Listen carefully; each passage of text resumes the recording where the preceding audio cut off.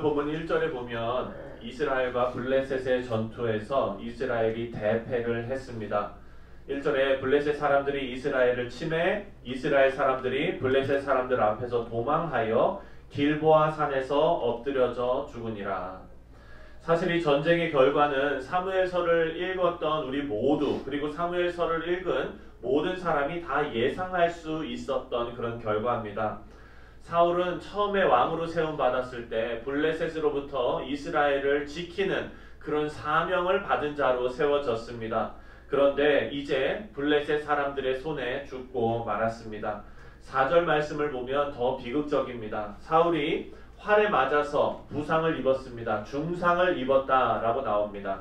더 이상 가망이 없었겠죠. 예전에 여러분 어떤 일이 있었습니까? 삼손이 블레셋 사람들에게 붙잡혀 갔을 때 그냥 죽이지 않았죠. 그 삼손의 눈을 뽑고 그리고 얼마나 갖은 모욕을 다 겪어야 했습니까? 생포되었을 때 그런 일이 벌어질 거라는 것을 아마 사울 왕도 알았을 것입니다. 그래서 차라리 여기서 죽는 게 낫겠다라고 생각을 해서 자기와 함께 있었던 그 병사, 무기든 자라고 여기 표현되어 있습니다. 그 병사에게 자신을 죽여달라고 그렇게 명령을 합니다. 하지만 그 병사가 사울을 죽이기를 거부하지요. 그래서 사울은 스스로 목숨을 끊습니다. 결국 이스라엘 군대는 블레셋에게 모든 것을 다 내주고 그리고 도망칩니다. 8절 말씀을 보면 블레셋 사람들은요, 죽은 시체들 가운데서 계속해서 이제 옷을 벗겼다고 얘기는 나오는데 아마 전리품 같은 거를 가져갔을 거예요. 쓸만한 것들 다 가져가고 이런 식으로 그 시체가 길보아 산에 다 그냥 엎드려져 있는 거예요. 널브러져 있는 거예요. 거기에서 이제 전리품을 수거하는데 아니 보니까 사울과 사울의 아들들의 시체를 발견했습니다. 그리고 9절에 보니까 사울의 머리를 잘라서 블레셋 사람들이 사는 모든 땅에 보내서 자신들이 승리했다라는 것을 이제 사람들에게 알린 거죠. 그리고 사울의 갑옷은 취에다가 아스다롯 신전, 아스다롯 집이라 그랬으니까 아스다롯 신전입니다. 그 신전의 전리품으로 가져가고 또 그 시체는 벳산 성벽에 못 박았다라고 기록하고 있습니다. 여러분 벳산은요 교통의 요충지였습니다. 그렇다면 무슨 얘기일까요? 사람들이 많이 지나다니는 곳이었다는 거겠죠. 그 성벽에 그 시신을 못 박았대요. 사람들이 많이 다니는 곳에 40년 동안 이스라엘과 싸운 그 왕, 40년 동안 이스라엘과 싸웠는데 거기에서 승리를 하고 그 왕의 시신을 못 박고 그리고 블레셋 사람들은 자신들이 기뻐하며 축제 분위기를 즐겼을 것입니다. 12절과 13절을 보면은요, 사울과 사울의 아들들의 소식을 듣고 길르앗 야베스 사람들이 그 시신을 거두어서 화장을 했다. 그리고 장사를 지내고 7일 동안 금식했다라고 기록하고 있습니다. 사실 여러분 길르앗 야베스 사람들이요 공식적으로 블레셋에 찾아가서 이 시신을 좀 내주십시오. 우리가 장사를 치르겠습니다. 이렇게 한 게 아니지요. 여러분 생각해 보십시오. 머리를 잘라서 다 보내고 막 이런 사람들이 그 시신을 내줘서 그리고 장사를 치르도록 그렇게 내주겠습니까? 그렇지 않죠. 길르앗 야베스 사람들은요 시신이 있는 그 벳산까지 16마일을 밤에 몰래 간 거예요. 사람들이 16마일을 몰래 가가지고 이스라엘의 그 왕이었던 사울의 시신을 수습해서 그리고 16마일을 다시 또 그 시신을 가지고 와서 장사를 지내고 그렇게 했던 것입니다. 몰래 가서 목숨 걸고 그 일을 한 거예요. 근데 사실 생각해보면 길르앗 야베스 사람들이 옛날에 암몬 자손들에게 고통당할 때 사울이 하나님의 영이 임해서 그것을 다 정리했던 그런 일이 있었지요. 길르앗 야베스 사람들 입장에서는 은혜 갚는 그런 일이었을 수도 있습니다. 하지만 이 사람들은 하나님께서 기름 부은 왕에 대한 예우를 마지막까지 갖춘 것입니다. 누구처럼? 다윗처럼. 다윗도 사울을 죽일 기회가 많았지만 죽이지 않았잖아요. 길르앗 사람들도 마찬가지로 그렇게 사울에게 마지막 예우를 했던 것입니다. 그래서 나중에 사무엘하를 우리가 묵상할 때 가서 보면은요, 이 길르앗 야베스 사람들을 하나님께서 다윗을 통해서 축복하십니다. 사랑하는 성도님들, 하나님께서 인정하신 그리고 하나님께서 하시는 일을 거스르는 자가 아니라 그 일을 우리가 알고 알아보고 그리고 그 일을 위하여 충성하는 자가 되어야겠다라는 교훈을 얻을 수 있습니다. 우리 사울의 인생을 보면은요, 잃어버린 나귀 찾다가 어쩌다가 이스라엘 왕이 됐습니다. 시작은 화려했지요. 하나님의 영이 임하고 전쟁에서 이기고 그랬으나 끝은 비참한 인생이 되었습니다. 사무엘서에서 우리가 오늘 이 사무엘상을 마무리하는데요. 사무엘서에서 계속해서 강조하고 있는 것은 하나님의 주권과 섭리입니다. 하나님의 주권과 섭리를 계속해서 강조하고 있는 책이 바로 이 사무엘서입니다.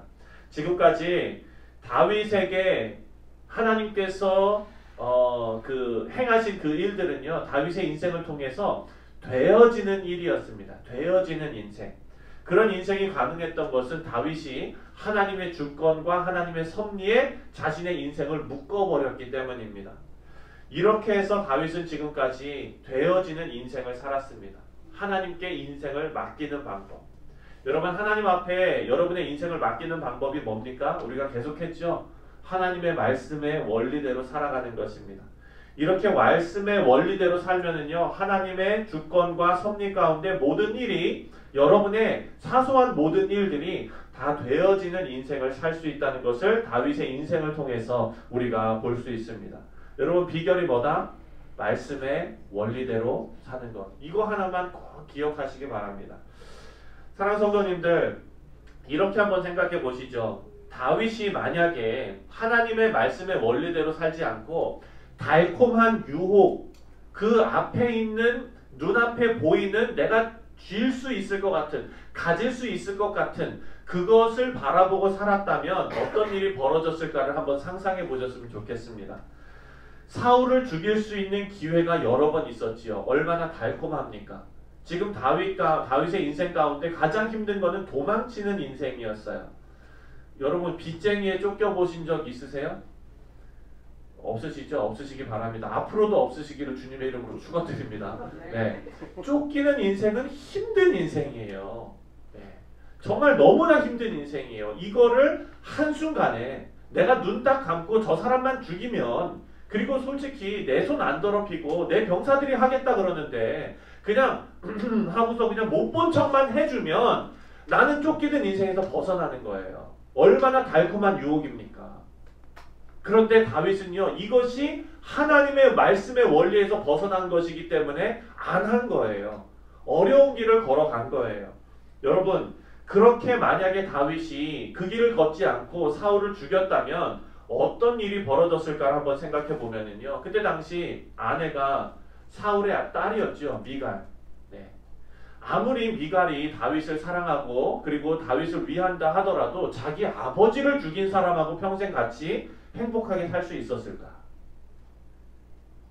여러분, 다윗과 요나단은요, 성경에서 나오는 가장 아름다운 우정을 가진 사람들이죠. 그런데 요나단도 다윗이 하나님께서 택한 자라는 걸 알아요. 그럼에도 불구하고 자기 아버지를 죽인 사람과 계속해서 우정을 이어갈 수 있었을까? 또한 여러분, 우리가 사무엘하를 보면 나오겠지만 다윗이 이제 왕이 되고 나서요, 끝까지 7년 동안 다윗을 괴롭혔던 족속들이 있습니다. 어디입니까? 북이스라엘, 북쪽 지방에 있는 이스라엘 백성들이 그 사울의 아들을 왕으로 삼고요, 다윗과 대치합니다. 그런데 여러분, 그때 당시에 모든 사람이 알았어요. 다윗은 사울 왕이 죽은 것과 아무 상관없다는 것을 그 사람들도 알았습니다. 왜 그렇습니까? 지금 전쟁터하고 다윗이 있었던 시글락하고는 며칠 거리입니까? 3일 거리잖아요. 3일 거리 동안, 그리고 아기스 왕의 장군들이 다윗이 참전하는 걸 싫어했기 때문에 쫓겨났다는 것까지 모든 사람이 다 알고 있어요. 그래서 그 북쪽 이스라엘 사람들도 다윗이 사울이 죽은 것과 관계가 없다는 것을 알았음에도 불구하고 그 오랜 기간 동안에 다윗과 대치를 합니다. 네. 다윗을 힘들게 해요. 그런데 여러분, 만약에 다윗이 사울을 죽였다는 그 사실, 만약에 다윗이 사울을 죽였다면 그 북쪽 이스라엘과 나중에 통일 왕국을 이룰 수 있었을까요? 없었을까요? 안 됐던 거죠. 사랑하는 성도님들, 하나님의 말씀의 원리대로 눈앞의 이익이 아니라 그 길을 따라가다 보니까 이 모든 문제들이 다 해결이 된 것입니다. 여러분 다윗이 이 모든 것을 생각하고 그 길을 갔을까요? 한번 여러분 생각해 보십시오. 다윗이 내가 이렇게 하면은 이런 일이 문제가 있을 거고 저런 일이 문제가 있을 거고 내 아내하고 문제가 있을 거고 이런 거를 다 계산하고 그렇게 했을까요? 그거는 여러분 불가능합니다. 불가능해요. 여러분의 인생도 마찬가지입니다. 제 인생도 마찬가지예요. 2022년에는 내가 누구와 조금 더 친하게 지내고 어떻게 하면은 어떤 일이 벌어질 거고 내가 테슬라를 사야 되고 이렇게 살 수 없잖아요. 그렇죠? 네. 그건 불가능해요. 그런데 여러분 우리가 하나님의 말씀의 원리대로 그냥 살아가면 되는 거예요. 어떤 말입니까? 여러분이 잘하고 여러분이 좋아하고 그리고 옳은 일 이 세 가지는요 여러분 하나님께서 우리에게 주신 은사예요. 그 일을 하고 그리고 이 일이 하나님의 말씀과 벗어나지 않고 하나님께서 우리에게 말씀으로 명령하신 게 있죠. 하나님 사랑하고 이웃을 사랑하고 이 일들을요 우리가 하루하루 해나가는 거예요. 그렇게 해나가면 다윗의 인생처럼 되어지는 인생이 될 줄 믿습니다. 아멘. 사랑하는 성도님들 오늘 사무엘상 묵상을 끝냈습니다. 사무엘서는요 다윗을 영웅화시키는 그런 책이 아닙니다. 사무엘서의 초점은 하나님께서 주권과 섭리를 가지고 역사를 이루어 나가신다입니다. 그 역사의 한 부분으로 저와 여러분을 하나님께서 부르셨습니다. 그래서 우리는 하나님의 말씀의 원리대로 살아가며 우리가 잘하는 일, 우리가 좋아하는 일, 그리고 옳은 일, 말씀에서 벗어나지 않는 일, 하나님을 사랑하는 일, 이웃을 사랑하는 일을 하루하루 해나갈 때 하나님께서 하나님의 자비와 사랑에 우리의 인생을 묶으시고 그리고 우리의 인생이 하나님의 은혜 가운데 되어지는 인생을 살 수 있도록 하나님께서 친히 도우실 줄 믿습니다. 그런 인생 살아가시기를 주님의 이름으로 축원드립니다.